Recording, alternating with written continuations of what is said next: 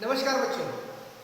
कल की तासिका में हमने अध्ययन करने के बाद आप लोगों को एक बात बताई थी मैंने कि उपयोजित लेखन के अंतर्गत हमने कहानी लेखन पढ़ा, उसके बाद विज्ञापन कैसे बनाते हैं उसको पढ़ा। आज की तासिका में हम व्याकरण के अंतर्गत बच्चों अव्यय पढ़ने वाले हैं। क्या पढ़ने वाले हैं? अव्यय पढ़ने वाले हैं। तो बच्चों अव्यय पढ़ने से पहले हमें ये जान लेना बहुत आवश्यक हो जाता है कि अव्यय किसे कहते हैं। कौन सी बात महत्वपूर्ण है? अव्यय किसे कहते हैं? अव्यय कशाला म्हणायचं हे कळल्याशिवाय अव्यय शिकून काही उपयोग नाही। तो चलो बच्चों पढ़ते हैं अव्यय का मतलब क्या है। देखो बच्चों, व्यय का मतलब है बदल होना, बदलने मराठी, हिंदी में बदल होना। व्यय का मतलब क्या है? बदल होना। और अव्यय का मतलब क्या है? बदल नहीं होना। व्यय यानी कि परिवर्तन होना और अव्यय का मतलब है परिवर्तन न होना। अव्यय शब्दाचा अर्थ कळाला? ज्या शब्दामध्ये अजिबात बदल होत नाही, जिस शब्द में किसी भी प्रकार से कोई भी बदलाव नहीं होता उसे हम अव्यय कहते हैं। ठीक है? अव्यय म्हणजे काय कळालं? सगळ्यात सोपं आहे। अव्यय म्हणजे काय? ज्या शब्दामध्ये अजिबात कोणत्याही प्रकारे बदल होत नाही। ते प्रकार कुठले आहेत ते आता आपण शिकणार आहोत। ठीक आहे? एवढं मात्र तुम्ही लक्षात ठेवा की अव्यय म्हणजे बदल न होणे। ठीक है? तो देखो, लड़का, वह, अच्छा और पढ़ना। मैंने फलक पर सिर्फ 4 शब्द लिखे हैं। थोडंसं वेगळ्या पद्धतीने शिकवा लागलो अव्यय। तुम्ही म्हणाल दरवर्षी अव्ययाचे प्रकार शिकवता, पुन्हा तेच आहे, बरोबर आहे? याही वर्षी तेच आहे। 9वी आणि 10वीच्या विद्यार्थ्यांनी लक्षात ठेवायचं, अव्ययाचा 1 मार्क आपण अजिबात सोडायचा नाही। अव्यय को 1 गुण मिलते हैं। या तो अव्यय को पहचानो ऐसे कहते हैं या अव्यय का वाक्य में प्रयोग करो। कोई भी हो, हमें कुछ भी फर्क नहीं पड़ने वाला है। तो चलो बच्चों पढ़ते हैं अव्यय के बारे में हम जानकारी लेते हैं। ठीक है? पहले अव्यय की जानकारी बता दी, अव्ययाची व्याख्या सांगितली। आता इथे 4 शब्द लिहिलेले आहेत। लड़का शब्द, इसमें मैं बदल, अव्यय का मतलब क्या है? बदल न होना। और व्यय का मतलब क्या है? बदल होना, बदलना। व्यय का मतलब क्या है? बदल। और व्यय मुझे बदल होत नहीं, अशी शब्द। अब लड़का शब्द देखते हैं, लड़का से क्या बनता है? लड़का से लड़के बन जाते हैं। ठीक है? लड़कियां बनती हैं। तो इस शब्द में बदल हुआ कि नहीं हुआ? हुआ। लड़का शब्द से क्या हुआ? लड़के शब्द बन गए, लड़कियां शब्द बन गए। ठीक है? अब उसके आगे का वह शब्द, अब दूसरा शब्द मैंने लिया है। कौन सा शब्द लिया है? वह। वह से क्या बन जाता है? उस बन जाता है या उसने। ठीक है? यानी इस शब्द में भी क्या हो गया? बदल हो गया। वह से उस बना, उसने बना। ये दिखने में अलग दिखता है लेकिन इसी का ही रूप है, वह से उस या उसने। ठीक है? इसके आगे का जो है वो कौन सा है? अच्छा। अच्छा से क्या हुआ? अच्छा से अच्छे बनते हैं। और बताइए, ये अच्छी। थोडंसं वेगळ्या पद्धतीने समजावून सांगणार आहे। पहिला अव्यय म्हणजे काय ते सगळं समजावून घेऊया, मग आपण अव्यय म्हणजे काय ते शिकूया। भलेही थोडासा वेळ लागला तरी चालेल। ठीक है? अच्छा शब्द से क्या बन गया? अच्छे बन गए, अच्छी बन गई। ठीक है? अब उसके आगे पढ़ना शब्द आ गया। कौन सा शब्द आ गया? पढ़ना शब्द। तो इससे क्या हो गया? पढ़ना से पढ़ता या पढ़ूंगा, कुछ भी हो गया। आगे का मैं लिखता नहीं, एक ही शब्द लिखा है, पढ़ता। ठीक है? अब जरा गौर से देखने के बाद, नीट निरीक्षण केल्यावर तुमच्या एक गोष्ट लक्षात येईल। लड़का शब्द काय आहे? नाम आहे, संज्ञा। वह शब्द काय लिहिलेले? मुद्दाम लिहिलेला आहे सगळं। सर्वनाम आहे. संज्ञा सर्वनाम. त्याच्यानंतर अच्छा काय आहे? विशेषण आहे. विशेष माहिती सांगते ना विशेषणामध्ये विशेषण. आणि चौथं पडणार ही काय क्रियापद क्रिया है. फलक पर मैंने क्या लिखा है गौर से देखिए. मैंने 4 शब्द लिखे, ऐसे शब्द लिखे जिसमें क्या हो गया बदलाव हो गया. तो ये सारे शब्द क्या हो गए अव्यय बनते हैं क्या? ये नहीं बनते. मैंने यहाँ क्या क्यों लिखे हैं आपको समझने के लिए. क्या समझने के लिए कि संज्ञा सर्वनाम विशेषण और क्रिया ये 4 बातों का आप लोगों को पता चले. सिर्फ आप लोगों को क्या करना है ये 4 शब्द देखिए इसमें बदलाव हो गया है. मैंने पहिला शब्द संज्ञा का लिखा नाम लिहिलेला आहे. त्याच्यानंतर व जे आहे सर्वनाम लिहिलेलं आहे. अच्छा जे आहे ते विशेषण लिहिलेलं आहे आणि पडना जे आहे ती क्रिया लिहिलेली आहे. ठीक आहे. तुम्ही फक्त काय करा मुलांनो ते फक्त बघा.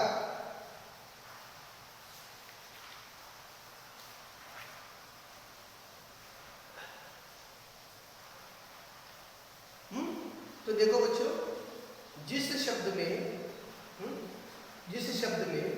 संज्ञा हो सर्वनाम विशेषण क्रिया आदि में बदलाव होते हैं, लेकिन ऐसे शब्द बहुत सारे हैं जिन्हें हम अव्यय कहते हैं, जिन शब्दों में कोई भी बदलाव नहीं होता. हे संज्ञा सर्वनाम विशेषण आणि क्रिया आहेत ह्याच्यामध्ये बदल होतात म्हणजे हे अव्यय नाही आहे.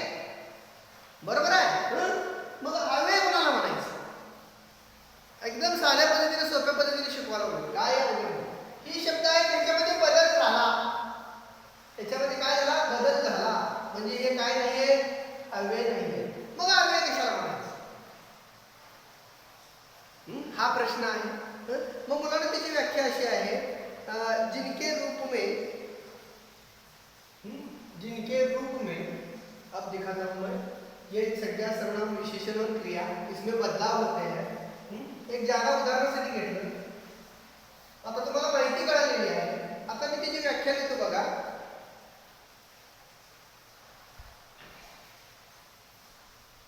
लिंग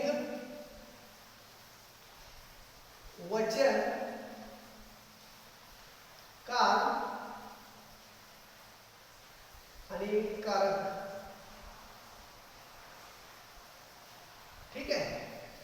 पहले 4 शब्द मैंने लिखे थे संज्ञा सर्वनाम विशेषण और क्रिया. ठीक है. अब 4 शब्द मैंने लिखे हैं कौन से लिंग वचन काल आणि कारण. पुरुष असू दे स्त्री असू दे त्या शब्दामध्ये अजिबात बदल होत नाही. ती शब्द अव्यय. ते शब्द आहे तसाच राहतोय. पुरुषानं म्हटलं तरी तसाच राहतोय, स्त्रीनं म्हटलं तरी पण तसाच राहतोय. आता व्याख्याकडे चाललोय. मी पहिलं तर तुम्हाला अव्ययाची अजून माहिती सांगलोय. अजून मी शिकवायला सुरुवात केलेली आहे. फक्त अव्ययाची माहिती घ्यावी आपण. लिंग म्हणजे काय पुल्लिंगी स्त्रीलिंगी. पुरुषानं बोलला तरी पण तोच शब्द राहतोय. स्त्रीनं बोलला तरी पण त्या शब्दामध्ये काही बदल होत नाही. वचन एक वचन असू दे अनेक वचन असू दे, एकट्याने म्हटलेलं असू दे अनेकाने म्हटलेलं असू दे, एक ने कहा हो और औरों ने कहा हो, बहुत सारे लोगों ने कहा हो, जिस शब्द में वचन के कारण कोई भी बदल नहीं होता, जिस शब्द में लिंग के कारण कोई भी बदल नहीं होता, कोई भी परिवर्तन नहीं होता, उसी प्रकार वह वाक्य भूतकाल में हो, भविष्य काल में हो या वर्तमान काल में हो, किसी भी काल में हो, वह शब्द जैसे कि तैसे बना रहता है. त्या शब्दात अजिबातच बदल होत नाही. काळामध्ये सुद्धा ते कुठल्याही काळातलं वाक्य असू दे ते शब्द म्हणजे अव्यय. त्या शब्दांची माहिती घेणार आहोत. त्याच्यात पुढे कारकाचा कुठलाही प्रभाव होत नाही.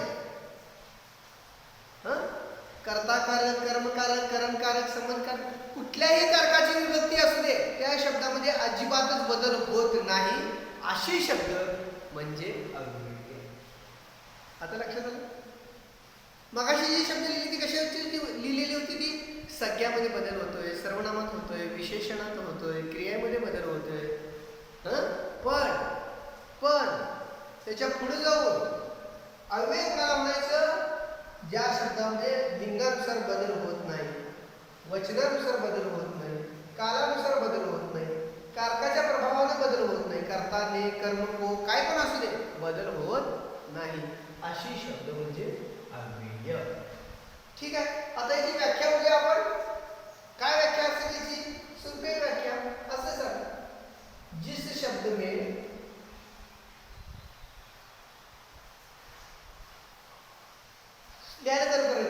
जिस शब्द में लिंग, वचन, काल और कारण के अनुसार कोई भी परिवर्तन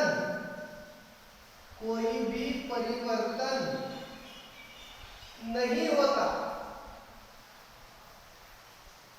कोई भी परिवर्तन नहीं होता, वह शब्द अव्यय कहलाता है. आप लोगों को व्याख्या क्या लिखनी है? जिस शब्द में लिंग, वचन, काल और कारण के अनुसार परिवर्तन नहीं होता, उस शब्द को अव्यय कहते हैं. उस शब्द को क्या कहते हैं? अव्यय कहते हैं. अव्ययाची व्याख्या कळाली का तुम्हाला?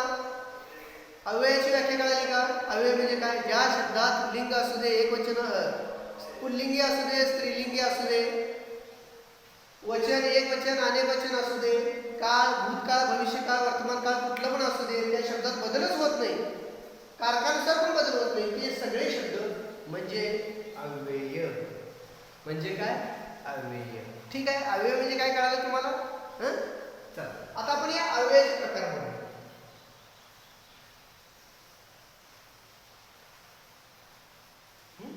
तो बच्चों, पहला जो अव्यय का प्रकार है, इसके 4 प्रकार हैं. कितने प्रकार हैं? याचे एकूण 4 प्रकार आहेत. आपण फक्त पहिल्या आणि दुसऱ्या प्रकाराचा अभ्यास करूया, किंवा पहिल्या प्रकाराचा जरी अभ्यास केला तरी पुष्कळ आहे. उद्याच्या पुढच्या तासाला आपण पुढच्या 3 ह्याचा केला तरी चालेल. पहिला जो प्रकार आहे तेवढाच मी लिहितो.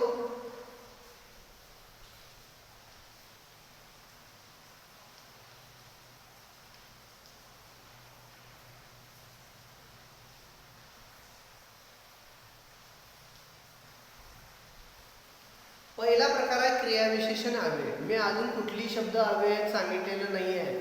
त्याचं एक कारण आहे, कारण तुम्हाला या अव्ययाच्या प्रकारातच ती शब्द कळावी, हा माझा त्याच्या पाठीमागचा उद्देश आहे. ठीक आहे मुलांनो, पहिलं बघूया क्रियाविशेषण अव्यय. व्याख्या. जो अव्यय याची व्याख्या बघा. जो अव्यय क्रिया की विशेषता बताता है, जो अव्यय क्रिया की विशेषता बताता है, उसे क्रिया विशेषण अव्यय कहते हैं. पहिला प्रकार सांगितला. एकूण 4 प्रकार आहेत. नाव फक्त समजू. क्रिया विशेषण अव्यय, समुच्चय बोधक अव्यय, संबंध सूचक अव्यय आणि विस्मयादी बोधक अव्यय, हे 4 प्रकार आहेत. त्यातील पहिल्या प्रकाराची माहिती घेऊया आपण. क्रिया विशेषण अव्यय. याची व्याख्या काय सांगितली? जो शब्द क्रिया की विशेषता बताता है, उसे क्रिया विशेषण अव्यय कहते हैं. उदाहरण के लिए मैं कुछ देखो, एक उदाहरण लिखता हूं. एक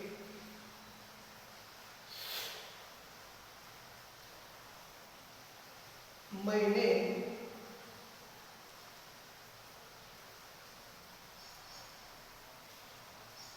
धीरे धीरे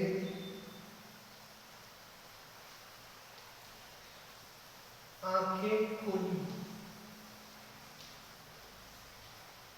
ठीक है बच्चों. और एक वाक्य लिखता हूं.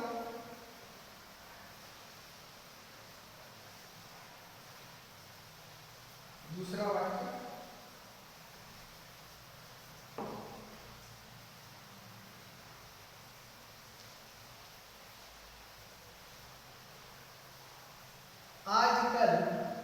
आजकल लोग ठीक से बताते भी नहीं. ठीक है बच्चों. तो देखो बच्चों, पहला जो है, पहले वाक्य में मैंने धीरे धीरे आंखें खोली. कैसे आंखें खोली? धीरे धीरे. यानी आंखें खोलने की जो क्रिया है, इसकी विशेषता किसने बताई? धीरे धीरे इस शब्द ने बताई. लक्ष द्या, क्रियाविशेषण अवयव म्हणजे काय? आंखें खोलनी, ये जो क्रिया है इसकी विशेषता, याची विशेषता, कसं डोळं उघडलं? शिस्तीत. कैसे आंखें खुली? धीरे धीरे आंखें खुली. इसलिए धीरे धीरे यह शब्द कौन सा है? क्रिया विशेषण अव्यय है. देखो आगे दूसरा, आजकल लोग ठीक से बताते भी नहीं. कब के लोग? कब, कहाँ, कैसे? जब आप प्रश्न पूछोगे तो जवाब आएगा वो क्रिया की विशेषता होगी. प्रश्न विचारायचं, कब, कहाँ, कैसे, कहाँ, ते विचारल्यावर उत्तर येते. लोग ठीक से बताते भी नहीं. कब के लोग ठीक से बताते नहीं? आजकल के लोग. तो आजकल क्या हो गया? क्रिया विशेषण अव्यय. आपको जवाब कैसे लिखना है? नीचे लिखना है आजकल, डैश करना है और आगे लिखना है क्रिया विशेषण अव्यय. आपको यही पूछा जाता है, निम्नलिखित वाक्य में से अव्यय को ढूंढकर उसका भेद लिखो. भेद म्हणजे प्रकार लिहायचं. आजकाल लिहायचं, डॅश करायचं, पुढे क्रिया विशेषण अव्यय. आता मगाचं आपण चेक करूया. मगाची व्याख्या काय सांगितलेली? जिस शब्द में लिंग, वचन, काल और कारक के अनुसार कोई भी परिवर्तन नहीं होता वह शब्द अव्यय कहलाते हैं. आता धीरे धीरे शब्द बघा, बघूया, ट्रायल बघूया. पहिलं काय सांगितलेलं? लिंग.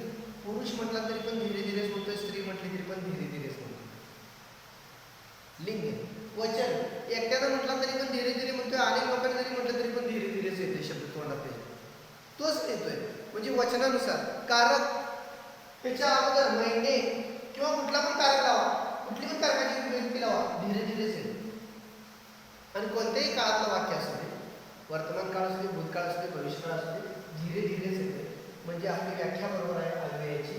लिंग, वचन, कारक आणि काळ याच्या अनुसार ज्याच्यामध्ये परिवर्तन होत नाही त्याला आपण काय म्हणतोय? त्याला आपण काय म्हणतोय? अव्यय असं म्हणतो. ठीक आहे ना?